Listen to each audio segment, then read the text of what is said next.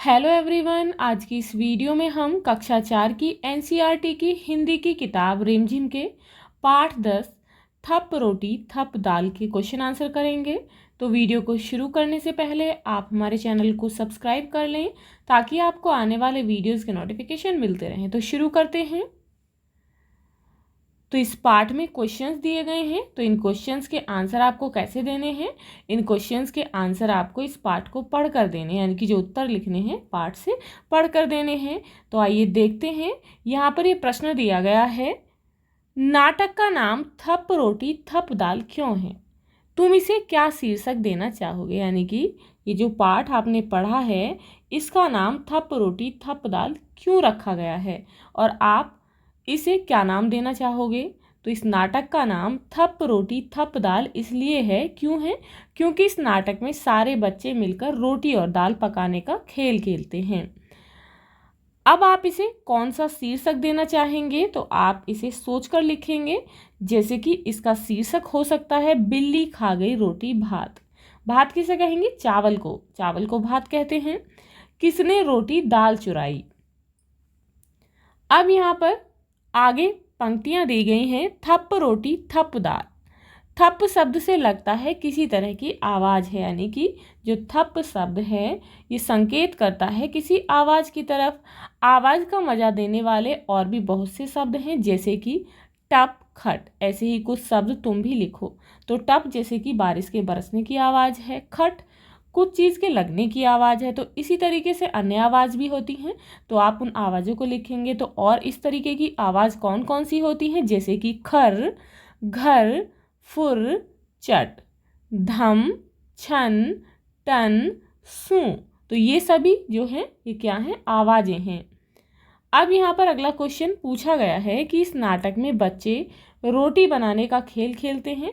तुम अपने साथियों के साथ कौन कौन से खेल खेलती हो, उनके नाम लिखो। तो आप अपने दोस्तों के साथ कौन कौन से खेल खेलते हैं, आप उन खेलों के नाम लिखेंगे। जैसे कि मैं अपने दोस्तों के साथ खेलती हूँ अक्कड़ बक्कड़, आँख मिचोली का खेल, खो खो का खेल और रस्सी कूदने का खेल। तो आप जो भी खेल खेलती हैं आप उसका नाम लिखेंगी। नीना चुन्नू और टिंकू से ही दाल क्यों बनवाना चाहती होगी? तो आपको यहाँ पर बताना है कि नीना जो है चुन्नू और टिंकू से ही दाल क्यों बनवाना चाहती है।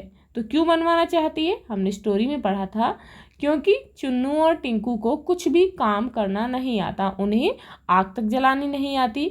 तो इसका आंसर क्या होगा कि चुन्नू और टिंकू को आग जलाना तक नहीं आता था, वे अच्छी तरह दाल बनाना भी नहीं जानते थे। नीना चाहती होगी कि जब वे दोनों आग जलाने और दाल बनाने में परेशान होंगे तब वे सब उन दोनों पर हंसेंगी और मजा लेंगी। अब यहाँ पर अगले क्वेश्चन में पूछा गया है कि बच्चों ने खाने पीने की चीज़ें छींके में क्यों रखी? तो छींके का अर्थ यहाँ किससे है? जिसमें सामान रखते हैं तो उसे यहाँ पर छींके का नाम दिया गया है। तो यहाँ पर छींके का अर्थ है किसी सामान को रखने के लिए कोई वस्तु, जैसे कि कोई बर्तन आदि। तो इसका आंसर है बच्चों ने खाने पीने की चीज़ें इसलिए छींके में रखी ताकि कोई उन्हें चुरा ना सके, उन्हें कोई ले ना सके। अब यहाँ पर अगला क्वेश्चन पूछा गया है कि चुन्नू ने दाल को पहले खट्टा फिर मीठा क्यों बताया? जब चुन्नू ने दाल को चखा तो उसने पहले खट्टा कहा और बाद में उससे कहा कि यह मीठी है। तो ऐसा उसने क्यों बताया, क्यों कहा? तो उसने ऐसा क्यों कहा था? चुन्नू ने मुन्नी आदि लड़कियों को चिढ़ाने के लिए दाल को खट्टा बताया। वह उन्हें चिढ़ाना चाहता था, लेकिन जब मुन्नी गुस्से से उसकी ओर देखने लगी तब वह डर गया और उसने डर कर उसे मीठा बता दिया। अब ऐसे ही अगला क्वेश्चन पूछा गया है, तुम्हारे घर में खाना कौन बनाता है? तुम खाना बनाने में क्या क्या मदद करते हो? नीचे दी गई तालिका में लिखो। तो खाना कौन बनाता है? तो आपके घर में खाना जो भी बनाता है आप उसका नाम लिखेंगे। जैसे कि मेरे घर में मम्मी बनाती हैं तो आपकी माताजी बनाती हैं या बहन बनाती है, जो भी बनाती है आप उस रिश्ते का नाम लिखेंगे। मैं क्या मदद कर सकता हूँ? तो आप उसमें क्या मदद कर सकते हैं, क्या करते हैं आप उसके बारे में लिखेंगे। जैसे कि मैं उन्हें छोटी छोटी चीज़ें ला कर दे सकता हूँ, सब्जी धोने काटने में उनकी मदद कर सकता हूँ। मैं क्या मदद करता हूँ और आप उनकी किस तरीके से क्या मदद करते हैं। तो आप लिखेंगे यहाँ पर, मैं उनके मांगने पर चीज़ें ला कर देता हूँ, यानी कि जब उन्हें चीज़ों की ज़रूरत होती है तो आप यदि देते हैं तो लिखेंगे, मैं कभी कभी सब्जी धो देता हूँ और काट भी देता हूँ। अब यहाँ पर अगला क्वेश्चन पूछा गया है कि इन बच्चों की जगह तुम होती तो खाने के लिए कौन से 3 पकवान बनाती, यानी कि आप यदि ये जो नाटक में बच्चे हैं इनकी जगह होते तो आप कौन से 3 पकवान बनाती खाने के लिए। उन्हें बनाने के लिए किन किन चीज़ों की ज़रूरत पड़ती पता करो और सूची बनाओ। अब आपको यहाँ पर 3 पकवान के नाम बताने हैं, उन्हें बनाने में किन किन चीज़ों की आवश्यकता होती उन चीज़ों के नाम लिखने हैं। तो जैसे कि पूड़ी, पहला जो आइटम है, पहला पकवान है वो है पूड़ी। तो पूड़ी बनाने के लिए किन चीज़ों की ज़रूरत होती है, आटे की होती है, घी और पानी। दूसरा पकवान है हलवा। तो हलवा बनाने के लिए किन किन चीज़ों की ज़रूरत होगी, तो उसके लिए सूजी की ज़रूरत होगी, घी, चीनी, काजू, बादाम, किशमिश, पानी आदि। तीसरा पकवान है सब्जी, यानी कि कोई भी आप सब्जी बना सकते हैं। तो सब्जी बनाने के लिए आलू, मटर, टमाटर, सरसों का तेल, मसाले, नमक, प्याज, लहसुन, पानी आदि।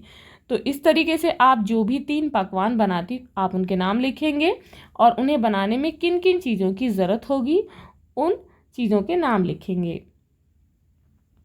अब यहाँ पर क्वेश्चन है कि सरला ने कहा मैं दही का मट्ठा चला दूंगी। दही का मट्ठा चलाने का क्या मतलब है, तो दही बिलोना, दही से लस्सी या छाछ बनाना। अब सरला को इस काम के लिए किन किन चीज़ों की ज़रूरत होगी उनके नाम लिखो। या दही से लस्सी या छाछ बनाने के लिए किन किन चीज़ों की ज़रूरत होगी, तो इसके लिए दही की ज़रूरत होगी, हांडी यानी कि किसी बर्तन की ज़रूरत होगी, रई और पानी की ज़रूरत होगी। अब अगला है बिलोना, घोलना और फेंटना। ये 3 शब्द दिए गए हैं, इन तीनों कामों में क्या फ़र्क है, बातचीत करो और पता लगाओ। यानी कि ये जो 3 शब्द दिए हैं ये 3 काम हैं, तो इन तीनों में क्या फ़र्क होता है ये आपको बताना। तो बिलोना किसे कहते हैं, जब किसी चीज़ को रई आदि से मथते हैं, मथनी से मथते हैं तो उसे बिलोना कहते हैं, जैसे दही बिलोना। अब दूसरा है कार्य घोलना। तो घोलना जैसे कि जब किसी तरल पदार्थ में कोई घुलने वाली चीज़ पूरी तरह मिला देते हैं तो उसे घोलना कहते हैं, जैसे दूध में शक्कर घोलना, पानी में चीनी घोलना, पानी में नमक घोलना, तो इसे क्या कहेंगे, घोलना। अब ऐसे ही नेक्स्ट है फेंटना। फेंटना किसे कहते हैं, जब किसी चीज़ को हाथ की उंगलियों से पूरी तरह मिला देते हैं तो उसे फेंटना कहते हैं, जैसे कि पानी मिलाकर बेसन फेंटना, यानी कि पानी मिलाकर बेसन को घोलना, उसे फेंटना अच्छे से। अब यहाँ पर क्वेश्चन है कि किन्हीं 2 चीज़ों के नाम बताओ जिन्हें बिलोते, घोलते और फेंटते हैं। तो बिलोते किसे हैं, जैसे कि दही को, पकी हुई दाल को। घोलते किसको हैं, जैसे कि दूध में शक्कर और पानी में नमक।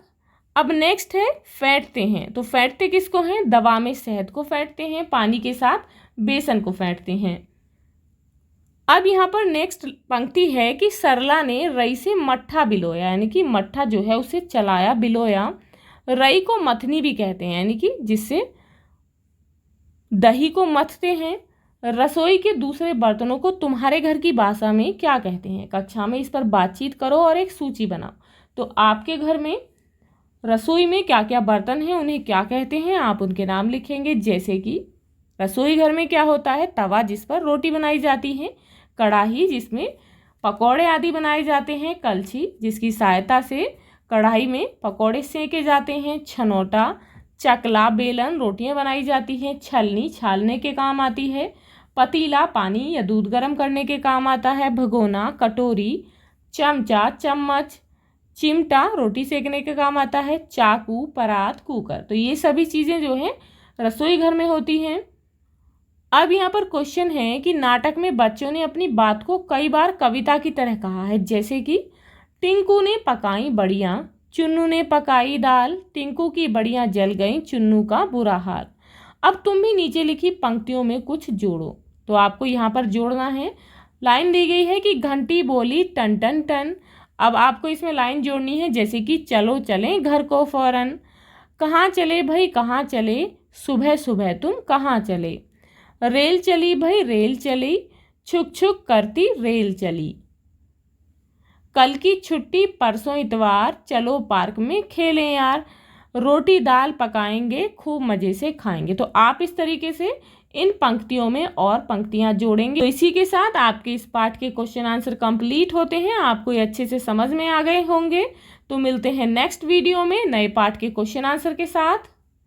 If you like this video, please like and share, and if you are new on this channel, please subscribe the channel. Thank you.